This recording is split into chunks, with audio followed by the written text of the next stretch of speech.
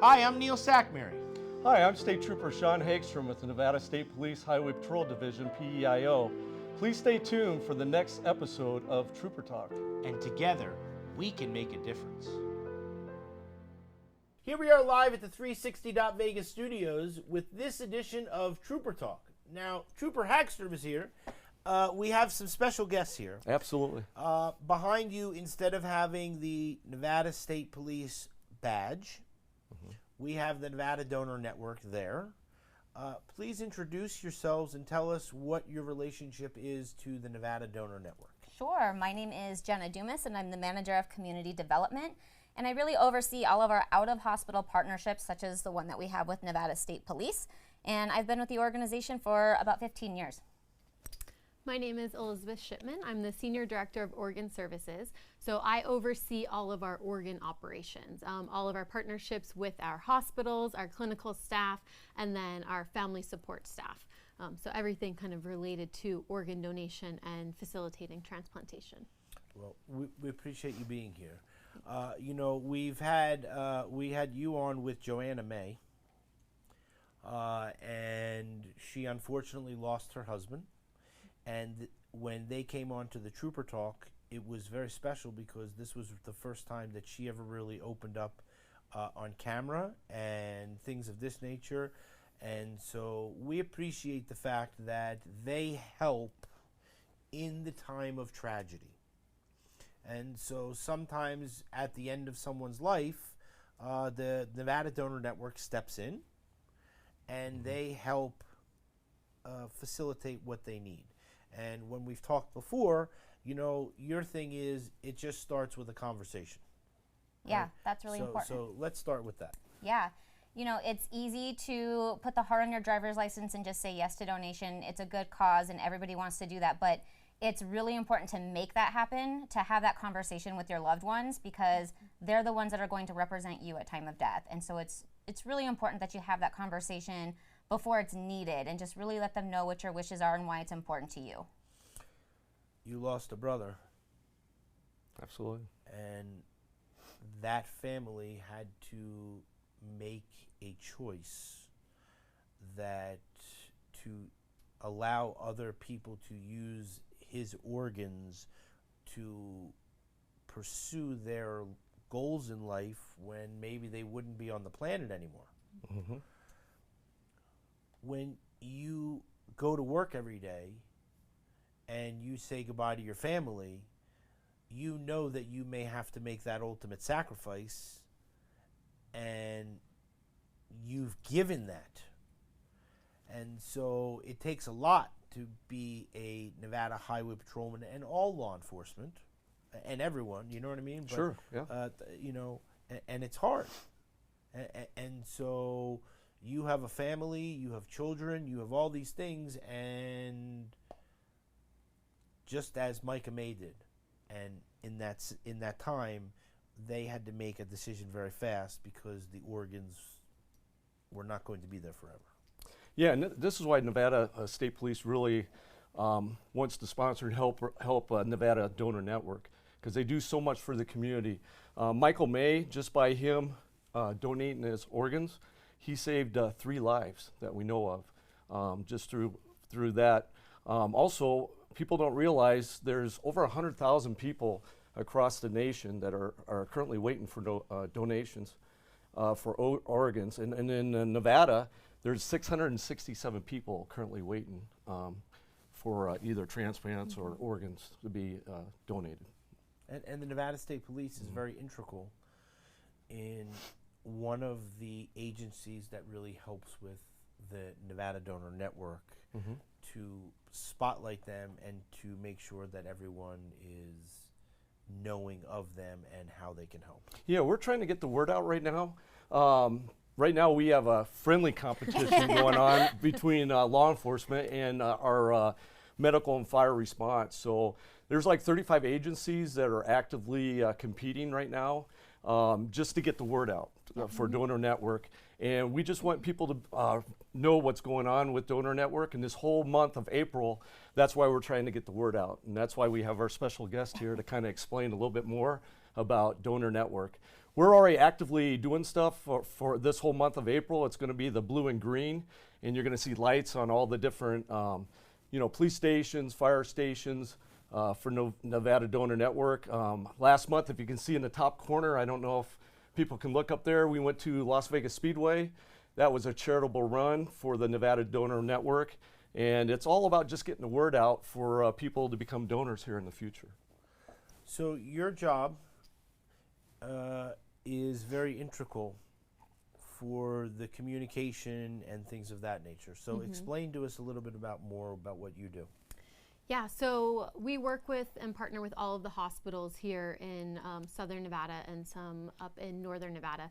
And we receive a referral anytime a patient is placed on a ventilator that may meet specific criteria that would be conducive for organ donation. So once that referral has been received by our clinical team, then we send someone out to the hospital to evaluate the opportunity for donation.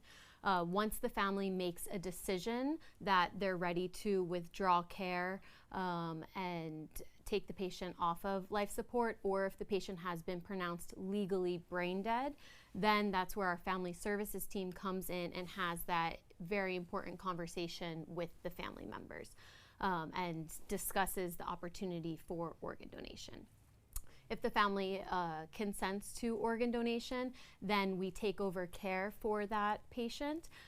We do a lot of imaging and labs and a lot of donor management to optimize every organ for transplant so that it's the best quality of an organ that their recipient would be able to receive. Once all of the donor management has been completed, then we start our allocation process. Allocation historically was very regionally centric. So a lot of organs stayed kind of in this region from Nevada, and now there's so many technologies available and a lot of perfusion technologies and machines. I'm sure people have seen the heart in a box and a heart beating inside of a machine. Now livers can do the same thing. So all of these new technologies allow broader sharing of organs. So we send organs across the entire country, as stated. So there's over 100,000 people waiting, and with all of this, we're now able to allocate nationally. Once allocation has concluded, then all of the teams fly here to Las Vegas for the actual procurement of those organs. Here in Nevada, unfortunately, we only have one transplant center that does kidney transplant and pancreas transplant. So all the other organs, heart, lungs, livers, intestine, those surgeons have to fly into Nevada, procure the organs, and then fly back to their transplant centers.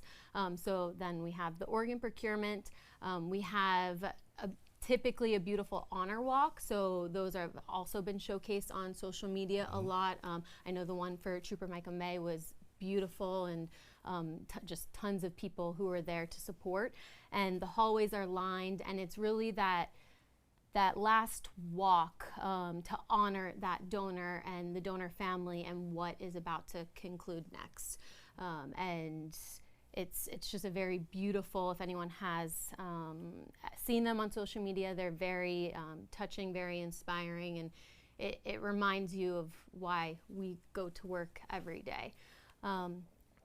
The procurement happens, the recipients are transplanted, and then it gets passed back over to Jenna's team for the aftercare support of those families. And I'll let Jenna talk about that, because it doesn't just stop there. Yeah, we don't just recover organs and tissues and then that's the last time we speak to our families. It's really important that they receive continuous support and care even after that recovery has taken place. We offer lots of different grief resources for them, various support groups that are age specific. We've had requests for male-only support groups, and we've been able to facilitate that. We now offer a first responder support group as well. It's just really important to us that they have every opportunity to be well cared for afterwards as well. Here we are live at the 360 Vegas studios. We have a special guest. We have Officer McClarty out of uniform. We have Trooper Hagstrom in uniform. We have Paul Maxwell here. And so, gentlemen, thanks a lot for coming, okay? Officer McClarty from Parole and Probation. I was telling you guys the story how the captain came in and I asked him to come on to Trooper Talk and all that type of stuff. And then I texted Officer McClarty and I said, "Okay, listen, tell them to come in and stuff like that." And so on Trooper Talk, it's very important we go inside the life of the Nevada State Police. We talk to the troopers, we talk to the parole and probation. Never had a fire marshal on. We talked to the dispatchers. We have another dispatcher coming on. And so it's very, very important that we always do what we can. And so for you, Paul, we have this on here. Normally we have our thing here of all the troopers and stuff like this, but there's a very big event that's coming up. And so please tell us about this event.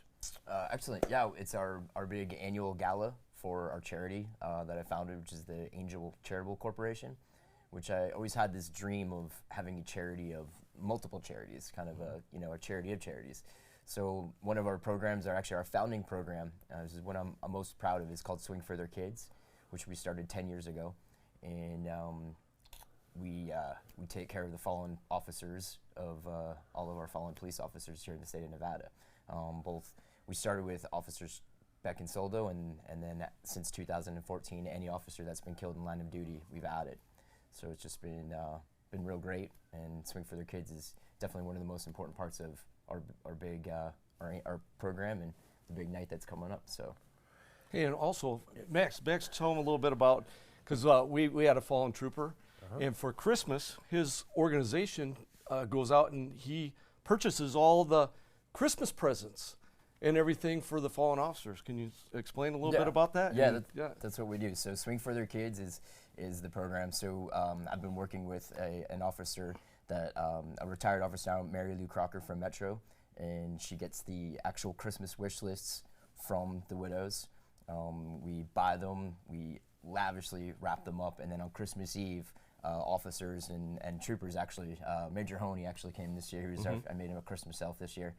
He delivered to Trooper, to Sergeant Abadi's home, and Trooper Felix's home this past Christmas. So it's been awesome. Yeah, it's just been great. Excellent. Yeah, excellent. When you put the badge on, and when you put your badge on, even though it's printed on your shirt today, you know what I'm saying? You honor that badge, and you take that to the nth degree. And so in the lines of tragedy, your brothers and sisters are there for you. And so this is something that Paul's charity helps. And so Major, you talked to me, you said, this great charity is here. We talked to the Major. We bought a table for Nevada Coin Mart. And in that table, we're going to put an empty chair for the officer that's not here. And then we're going to have someone from the Nevada Donor Network there so that they're representing someone that has not been there. And so when we look at the parole and probation end of things, as I said to you before, so he's an officer and he's a trooper. Now, one of the things that sets Officer McClarty different is that he's in charge of the recruitment. And so where were you this morning? Well, to start the day, I was at work. But I had a good answer there. I had a That's candidate good come answer. in to do a fitness test. To do a So fitness prior test. to coming here, yeah. And so one of the things that you do, separate from all other agencies, is that you will do one-on-one training to ensure that someone that's going to become either an officer or a trooper or something else down the road, that they are up to the level of the Nevada State Police, right? Right, and then in addition today, it was just one candidate. So most of the time with different agencies, they might have like a set date that they put out there for all their candidates to come in and test. We do that as well, but then I also do, during the week, just one-off testing for people that can't make that specific testing that we put out. So we set aside the time for those that, maybe have a busy schedule, family ties and things like that. And that's true dedication, because he's going out of Right. his way to take time from his office work that he needs to do for recruiting Yes. to help our future recruits to get in to be cadets later on. You're not going to find that from another agency. Most, like he said, most agencies, they're going to set a certain time and it's going to be so many people, and if you're not making a standard, you're not going to get through. But with Nevada State Police, we're going to work with you to try to make sure that you become a future cadet and maybe a parole and probation officer or a state trooper here in the future. And we talked about us being a smaller agency and being a team. This is part of the teamwork that Douglas is putting forth for our Nevada State Troopers. And what that shows from us is just you're more than just a number. We don't need a number. We need a person to come in here with the right personality, the right fit, and us showing that we want you to join our family by, like you said, in addition to me doing one-off testing, I do like one-off fitness help. So if you have issues with push-ups, I'll put you through workouts during the week. We have a girl that just, an officer now, she just graduated from up north. She worked out with me for like 6 months to get her push-ups right. Now she's coming back down to work for us at Las Vegas. It's awesome. All right, now we're going to wave at the camera, and we're going to wave to say we'll see everybody soon. Hopefully, they need to go to your gala, okay? See you later.